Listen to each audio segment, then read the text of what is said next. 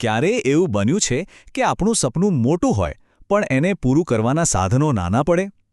આજે આપણે એક એવા જ સંગીતકારની વાત કરવાના છીએ જેણે જ્યારે આવું થયું ત્યારે હાર ન માની, પણ કંઈક એવું કર્યું કે સંગીતની દુનિયા જ બદલાઈ ગઈ. જુઓ, આ ચાર્ટ શું કહે છે? અમુક સંગીતના વાદ્યો જેમ કે હાર્મોનિયમ કે તબલા ખૂબ જ લોકપ્રિય છે. લોકો એ જ શીખવાનું પસંદ કરે છે. પણ જ્યારે કોઈ કલાકાર આ જાણીતો રસ્તો છોડીને કોઈ અલગ જ દિશામાં જાય ત્યારે શું થાય? ચાલો આજે એક એવા જ કલાકારની સફર પર નીકળીએ. તો આ વાર્તાના નાયક છે મોહન. એમના માટે સંગીત એ કોઈ શોખ નહોતો, એ તો લોહીમાં હતું, પેઢીઓથી ચાલતો આવતો વારસો. એમનો રસ્તો તો જાણે નક્કી જ હતો. પણ પછી એક દિવસ કંઈક એવું બન્યું જેણે આખી દિશા જ બદલી નાખી. મોહનનો ઉછેર જ સૂર અને તાલની વચ્ચે થયો હતો. સમજો ને કે એમના ઘરમાં સંગીત શ્વાસની જેમ હતું. પહેલાં ગાયકી, પછી વાયોલિન પર હાથ અજમાવ્યો અને લગભગ 10 વર્ષની ઉંમરે તો સિતારના પ્રેમમાં પડી ગયા. મતલબ એકદમ પાક્કો રસ્તો હતો એક પરંપરાગત સંગીતકાર બનવાનો. અને પછી એક દિવસ એમના ઘરે એક જર્મન મહેમાન આવ્યા અને પોતાની સાથે લાવ્યા હતા એક ગિટાર. જેવું એમણે એ વિદેશી વાદ્ય વગાડ્યું, મોહન તો બસ જોતા જ રહી ગયા. એમના મનમાં જાણે એક તણખો થયો. એક એવો તણખો જે એમના આખા ભવિષ્યને રોશન કરવાનો હતો. પણ આ વાત પરિવારને ક્યાંથી ગમે? એમના પિતાજીએ તો ચોખ્ખું જ કહી દીધું, બેટા, આ ગિટારમાં આપણા વાદ્યો જેવી વાત નથી, એમાં એ ઊંડાણ નથી, અને એ તો આપણા દેશનું પણ નથી. એ સમયે આ માત્ર એક વાદ્યની વાત નહોતી, આ તો બે સંસ્કૃતિઓની ટક્કર હતી. પણ મોહનના મનમાં તો બસ એક જ ધૂન સવાર હતી. એમણે પોતાની જાતને કહી દીધું, હવે આ જ વાદ્ય મારું જીવન છે. મારે બીજું કંઈ નહીં, બસ ગિટાર જ વગાડવું છે. આટલો પાક્કો નિર્ણય જોઈને પિતાજીએ પણ આખરે હાર માની. એમને થયું કે ચાલો દીકરાને એના દિલની વાત કરવા દઈએ. સારું, રસ્તો તો પસંદ કરી લીધો, પણ એ રસ્તા પર ચાલવું એટલું સહેલું નહોતું. હવે શરૂ થવાની હતી અસલી પરીક્ષા. કારણ કે જ્યારે તમે કંઈક નવું કરો છો ત્યારે સૌથી પહેલાં શંકા અને ટીકાનો જ સામનો કરવો પડે છે. પૂરા 2 વર્ષ મોહને દિવસ-રાત એક કરી દીધા એ નવા વાદ્યની બધી બારીકીઓ શીખવા માટે. આંગળીઓ થાકી જાય, દુખવા લાગે ત્યાં સુધી રિયાઝ કર્યો. એ 2 વર્ષ એમણે પોતાનો આત્મા એક ગિટારના તારમાં રેડી દીધો. અને પછી એ દિવસ આવ્યો. 2 વર્ષની આકરી મહેનત પછી મોહને પોતાના પરિવાર અને મિત્રોની એક મહેફિલમાં ગિટાર વગાડ્યું. એમને ખૂબ આશા હતી કે આજે એમની મહેનતને બધા વધાવી લેશે, એમના સંગીતને લોકો દિલથી સ્વીકારશે. પણ થયું ઊંધું.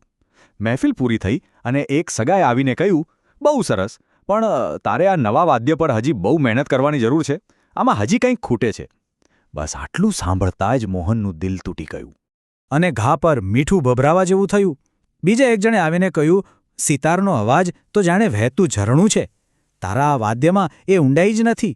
આ શબ્દો તીરની જેમ વાગ્યા. એમને લાગ્યું કે કદાચ લોકો સાચા છે. કદાચ એમનું વાદ્ય ખરેખર અધૂરું છે. વિચારી તો જુઓ, એમના પર શું વીતી હશે. 2 વર્ષની તપસ્યા અને પરિણામ શૂન્ય. એ રાત્રે મોહન ખૂબ રડ્યા. એમને પોતાના નિર્ણય પર, પોતાના જુસ્સા પર, પોતાના આખા ભવિષ્ય પર શંકા થવા લાગી. પણ કહેવાય છે ને કે રાત ગમે તેટલી અંધારી હોય, સવાર જરૂર થાય છે.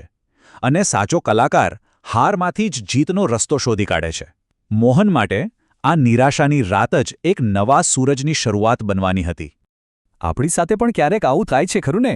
આપણી કલ્પના બહુ મોટી હોય પણ એને હકીકતમાં બદલવા માટેના સાધનો ઓછા પડે.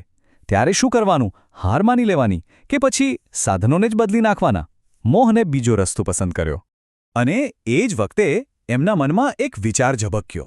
એમણે વિચાર્યું, હું ગિટાર નહીં છોડું, પણ હું કંઈક એવું બનાવીશ જેમાં અવાજ અને સૂર તો પશ્ચિમી ગિટારનો હોય, પણ એને ભારતીય વીણાની જેમ વગાડી શકાય.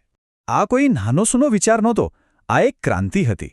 મતલબ કે પશ્ચિમી ગિટારનો આધુનિક અવાજ અને સૂર, અને એની સાથે ભારતીય વીણાની વગાડવાની શૈલી અને તકનીકનું મિશ્રણ, પૂર્વ અને પશ્ચિમનું આવું અનોખું મિલન, એક એવું વાદ્ય બનવા જઈ રહ્યું હતું જેની કોઈએ કલ્પના પણ નહોતી કરી. અને બસ અહીંથી વાર્તાનો સુવર્ણકાળ શરૂ થાય છે. ટીકા અને નિરાશાના અંધકારમાંથી હવે વિજયનો સૂરજ ઉગવાનો હતો. આ જુઓ, આ છે એ સપનાનું સાકાર સ્વરૂપ. ટીકાઓમાંથી જન્મેલું, મહેનતથી ઘડાયેલું અને એક અનોખા વિચારથી જીવંત થયેલું એક વાદ્ય. આ અનોખા વાદ્યને નામ મળ્યું મોહન વીણા. આ કોઈ સામાન્ય ગિટાર નહોતું. આ એક નવો આવિષ્કાર હતો. એક એવું વાદ્ય જે પશ્ચિમી ગિટારના શરીરમાં ભારતીય વાદ્યોની આત્મા, તકનીક અને ધ્વનિને સમાવીને બન્યું હતું. અને આ નવા વાદ્યની સાથે જ દુનિયાએ પણ મોહનને એક નવી ઓળખ આપી. હવે એ માત્ર મોહન નહોતા રહ્યા, એ બની ગયા હતા પંડિત વિશ્વમોહન ભટ્ટ.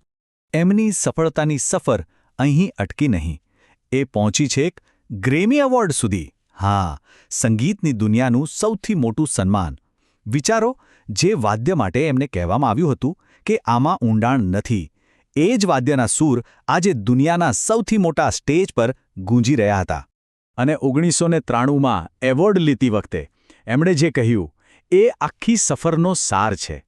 એમણે કહ્યું, મેં બીજું કંઈ નથી કર્યું, બસ મારા દિલના અવાજને, મારા જુસ્સાને અનુસર્યો અને આજે હું અહીં છું. કેટલી મોટી વાત છે આ! મોહનની આ વાર્તા આપણને ઘણું શીખવે છે. એમણે બે અલગ દુનિયાને મિલાવીને કંઈક નવું જ સર્જન કર્યું. આ આપણને પણ વિચારવા મજબૂર કરે છે કે આપણી દુનિયામાં, આપણી આસપાસ એવા કયા જૂના વિચારો, કઈ જૂની વસ્તુઓ છે જે એકબીજા સાથે ભળીને કંઈક નવું અને અદ્ભુત બનવાની રાહ જોઈ રહી છે.